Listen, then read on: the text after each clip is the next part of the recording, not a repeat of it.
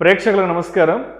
December 9, 10 తారీఖుల్లో అంటే శనివారం, ఆదివారం ప్రముఖ స్టాక్ మార్కెట్ అనలిస్ట్ సుందర రామిరెడ్డి గారు ETF index funds, mutual funds మీద ఎడ్యుకేటివ్ వెబినార్ కండక్ట్ చేయబోతున్నారు. దీనికి 3000 రూపాయలు ఫీజు పే చేయవలసి ఉంటుంది. ఆసక్తి ఉన్నవారు కింద స్క్రోల్ అవుతున్న నెంబర్ కాల్ చేసి వెంటనే మీ రిజిస్ట్రేషన్స్ను పూర్తి చేసుకోగలరు. Hi, Sundara Rami from RCP Technologies. Okay. చాలా మంది అడుగుతుంటారండి, లాంగ్ టర్మ్ పాయింట్ ఆఫ్ లో ఎలాంటి మ్యూచువల్ ఫండ్స్లో పెడితే మనకి ఇన్వెస్ట్మెంట్ బాగా వస్తుంది అండ్ హిస్టారికల్ డేటా ప్రకారమైన లేదా ఫ్యూచర్లో నెక్స్ట్ 10 yearsలో ఏది బాగా పర్ఫార్మెన్స్ ఉంటుంది అలాంటి వాటిలో మనకి చెప్పండి కొన్ని నేమ్స్ అని అడుగుతుంటారండి.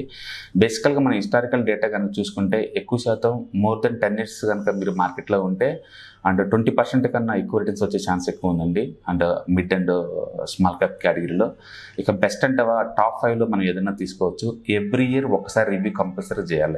అంటే మన mutual funds as long as దాని బెంచ్ మార్క్ ఇండెక్స్ని బీట్ చేసినంతకాలం మనం ఉంచుకోవచ్చు అండి. ఒకవేళ అది కనుక బీట్ చేయలేకపోతుంది అనుకుంటే దాన్ని పాస్ చేసేసి ఇంకొక 1 year ఎక్స్ట్రా టైం ఇవ్వాలి. అప్పటికి అది రికవరీ కాకపోతుంటే better to shift the one more fund అనమాట. అందుకని షార్ట్ టర్మ్లో మార్కెట్ వాలిడిటీ తోటి పర్ఫార్మెన్స్ లేకపోవచ్చు, బట్ లాంగ్ టర్మ్ పాయింట్ ఆఫ్లో మాత్రం ప్రతి ఏడాది కంపల్సరీగా బెంచ్ మార్క్ ఇండెక్స్ని బీట్ చేస్తూ ఉంటేనే మనం దాన్ని కంటిన్యూ చేసుకోవచ్చు అనమాట. సో ఇక్కడ 10 years దాటి మోర్ దెన్ 10 years హిస్టరీ ఉండి 20% కంటే ఎక్కువ వచ్చిన మ్యూచువల్ ఫండ్స్ మనం చూద్దామండి. Nippon India small cap mutual fund అండి. ఇది 10 yearsలో యావరేజ్ మీద 28% per annum ఇస్తుంది. 28% యానం వస్తుందండి. అండ్ 37,000 crores అసెట్ మేనేజ్ చేస్తుంది ఇది అసెట్స్ని. అండ్ రెండోది SBI small cap mutual fund అండి. 10 years యావరేజ్ మీద 26% ఇచ్చింది per annum. 10 years average CAGR అంతా 26%. అలాగే DSP small cap mutual fund అండి. And 10 years average returns 25% per annum. And quant tax plan అండి. ఇది ట్యాక్స్ ఎవర్ ఫండ్ అండి. ELSS కేటగిరీ అనమాట. యూజువల్గా ఇండియాలో ఎక్కువ మంది ట్యాక్స్ని సేవ్ చేసుకోవడం కోసం సెక్షన్ 80Cని 80Dని వాడుకోవడం కోసం ట్యాక్స్ ఎవర్ ఫండ్స్కి వస్తుంటారండి. ప్రావిడెంట్ ఫండ్స్ కానీ లేదా నేషనల్ పెన్షన్ స్కీమ్స్ కానీ లేదా మ్యూచువల్ ఫండ్స్లో ELSS కేటగిరీ కానీ లేదా bank tax ever funds, postal tax ever funds, okay, and SSY ఇలాంటి వాటిలో మనం చూస్ చేసుకుంటూ ఉంటారండి. అండ్ మ్యూచువల్ ఫండ్లు చాలా పాపులర్, ఎందుకంటే అన్నిటికంటే తక్కువ లాకింగ్ పీరియడ్ ఉండేది స్టాక్ మార్కెట్లో ఉన్న ELSS మ్యూచువల్ ఫండ్స్ అనమాట. అండ్ కాకపోతే ELSS mutual funds nothing but flexi cap అనమాట. అందులో చాలా large cap, mid cap, small cap ఉంటాయి కాబట్టి పర్ఫార్మెన్స్ చాలా తక్కువ ఉంటుంది మిగతా వాటితో పోల్చుకుంటే. బట్ స్టిల్ ఇక్కడ సర్ప్రైజింగ్ ఏంటంటే క్వాంట్ ట్యాక్స్ ఎవర్ ఫండ్ అది కూడా 24% per annum ఇస్తుంది మిగతా అన్ని మ్యూచువల్ ఫండ్స్తో పోల్చుకుంటే ట్యాక్స్ కేటగిరీలో. ఓకే, ఇది కూడా 10 years యావరేజ్ మీద 25% వచ్చింది per annum. And Axis small cap mutual fund అండి 23% per annum last 10 years average మీద. And Mirae Asset emerging business ship అండి, ఇది స్మాల్ క్యాప్ మ్యూచువల్ ఫండ్ ఇది కూడా. And 23% per annum long 10 years point of వ్యూలో. అంటే క్వాంట్ యాక్టివ్ మ్యూచువల్ ఫండ్ అండి, ఇది 22% per annum. అంటే Kotak emerging equity again small cap mutual fund ఇది కూడా 20% per annum. అంటే Kotak small cap 22% per annum. Quant flexi cap 22% per annum. ఇది flexi cap ఏంటంటే ఎక్కడైనా ఇన్వెస్ట్ చేసుకోవచ్చు. Large cap, mid cap, small cap ఎక్కడైనా ఎంతైనా ఇన్వెస్ట్ చేయొచ్చు, రిస్ట్రిక్షన్స్ ఏముండవు. మల్టీ క్యాప్లు అలా కాదు. Large cap 25, mid cap 25, small cap 25. ఈ మూడిట్లో 25 ఖచ్చితంగా పెట్టాలి, మిగతా 25% వాళ్ళ ఇష్టం అనమాట. బట్ ఫ్లెక్సీ క్యాప్ అలాంటి రిస్ట్రిక్షన్స్ ఏముండవు. Edelweiss mid cap 22%. And Franklin India small mutual fund 22%. And HDFC mid cap opportunities fund 22%. And Canara Robeco emerging equity 22%. And Franklin build India 22%. Quant large and mid cap first time మనం చూస్తున్నామండి. Large cap and mid cap కాంబినేషన్లో ఉన్న ఒక fund more than 21% CAGR ఇవ్వటం last 10 yearsలో. So again quant ఇది. సుందరం small cap అండి 10 years average 21%. And quant infrastructure 21% అండి.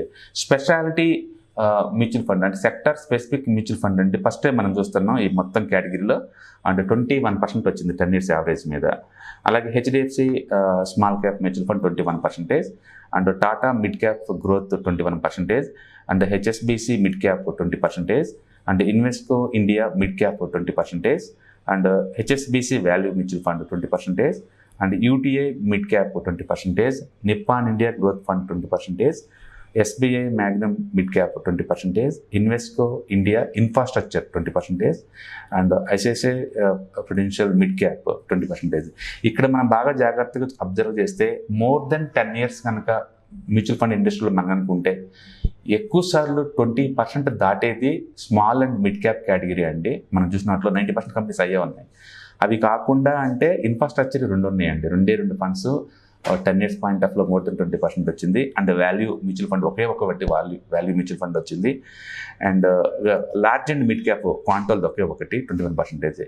ఇంకా సర్ప్రైజింగ్ ఏంటంటే ఒక క్వాంటో 5 మ్యూచువల్ ఫండ్స్ ఉన్నాయండి 20% అబోవ్ ఇచ్చింది లాస్ట్ 10 yearsలో. క్వాంటో ట్యాక్స్ ప్లాన్, క్వాంటో ఫ్లెక్సీ క్యాప్ అండ్ క్వాంటో లార్జ్ అండ్ మిడ్ క్యాప్, క్వాంటో ఇన్ఫ్రాస్ట్రక్చర్, మొత్తం మీద 4 ఉన్నాయి క్వాంటే టాప్ 20% అండి అబోవ్ ప్రయాణం వచ్చినట్లు అనమాట. అఫ్కోర్స్ స్మాల్ క్యాప్ అంటే 7 years back small cap category తీసుకున్నాను. అంతకుముందు వాళ్ళకి స్మాల్ క్యాప్ కేటగిరీ లేదనమాట. అందుకని టోటల్ 10 years డేటాలో అది లేదనమాట. అదర్వైజ్ లాస్ట్ 5 years నుంచి నెంబర్ 1 అంటే ట్యాక్స్ స్మాల్ క్యాప్ అండి, ఇది స్మాల్ క్యాప్ కేటగిరీలో అనమాట. బట్ ఎందుకు ఇక్కడ మిస్ అయిందంటే అది 10 years కంప్లీట్ చేసుకోలేదు కాబట్టి. మొత్తానికి మోర్ దెన్ 10 yearsలో అంటే 20% అండి అబోవ్ వచ్చిన mutual funds entire mutual funds నుంచి మనం చూసుకుంటే చాలా తక్కువ ఉన్నాయండి. చాలా తక్కువ అనే బదులు 90% లేవు అంటే బెటర్ అనమాట. ఎందుకంటే అన్ని మ్యూచువల్ ఫండ్స్ దగ్గర 10,500 దాకా ఉన్నాయండి అన్ని స్కీమ్స్. ఎందుకంటే ఒక్కో స్కీమ్ నుంచి 6 ఫ్లేవర్స్ ఇస్తారు వాళ్ళు. ఒక్క స్కీమ్ నుంచి 6 రకాల ఫ్లేవర్స్ ఉంటాయి అనమాట. అంటే డైరెక్ట్ 3 చాయిస్ అండ్ రెగ్యులర్ 3 చాయిస్లు ఇస్తారు. ఫర్ ఎగ్జాంపుల్ మన ఎస్బీఐ స్మాల్ క్యాప్ అన్నాం అనుకోండి, ఎస్బీఐ స్మాల్ క్యాప్ కేటగిరీలోనే 6 రకాల చాయిస్లు ఉంటాయి మీకు. SBI small cap, direct, regular. మళ్ళీ డైరెక్ట్లోనే డివిడెండ్ అంటే ఐడిసిడబ్ల్యూ, గ్రోత్, డివిడెండ్ రీఇన్వెస్ట్మెంట్ 3 చాయిస్ ఇస్తారు. మళ్ళీ రెగ్యులర్లో కూడా ఇంకో 3 ఉంటాయి. మొత్తం 6 ఉంటాయి ఒక్కొక్క దాని నుంచి. ఓకే, ఈవెన్ ఒక్కదాన్ని ఒకటగా తీసుకున్నా సరే ఇండియాలో కొన్ని వందల మ్యూచువల్ ఫండ్స్లో ఇక్కడ కేవలం handful of the mutual funds మాత్రమే 20% అబోవ్ దాటినాయండి. అందుకని లాంగ్ టర్మ్ పాయింట్ ఆఫ్లో ఈ డేటా ప్రకారం ఎక్కడ మనకి ఎక్కువ శాతం ప్రాబిలిటీ ఉంది మోర్ దెన్ 20% రావడానికి అంటే డెఫినెట్గా అది mid cap and small cap category. అందుకని మీరు మ్యూచువల్ ఫండ్ తీసుకున్నప్పుడు ఈ డేటాని అనాలిసిస్ చేసి మీరు తీసుకోండి. లాంగ్ టర్మ్ పాయింట్ ఆఫ్లో మీరు ఒకవేళ బై అండ్ ఫర్గెట్ కానీ లేదా కంటిన్యూస్గా ఉంచుకుందాం అనుకుంటే హోల్డింగ్లో డెఫినెట్గా మిడ్ అండ్ స్మాల్ క్యాప్లోనే మనకి ఎక్కువ రిటర్న్స్ జనరేట్ చేస్తున్నాయి. ఓకే, ఈ కేటగిరీ ఎక్కువ ఇస్తుంది performance. And surprisingly and sector specific మాత్రం ఇన్ఫ్రాస్ట్రక్చర్ మాత్రమే ఇచ్చిందండి. అండ్ 2 ఇన్ఫ్రాస్ట్రక్చర్ ఫండ్స్ ఇచ్చినాయి. వాల్యూ మాత్రం ఒకటే వచ్చింది. వాల్యూ హెచ్ఎస్బిసి వాల్యూ ఫండ్ ఒకటే ఇచ్చిందనమాట. హోప్ యూ అండర్స్టాండ్ లాంగ్ టర్మ్లో ఏ మ్యూచువల్ ఫండ్ ఏ కేటగిరీలో పెడితే మనకి ఎక్కువ రిటర్న్స్ వస్తున్నది వీడియోతో మీకు క్లారిటీ వచ్చి ఉంటుంది అనుకుంటా. Thank you.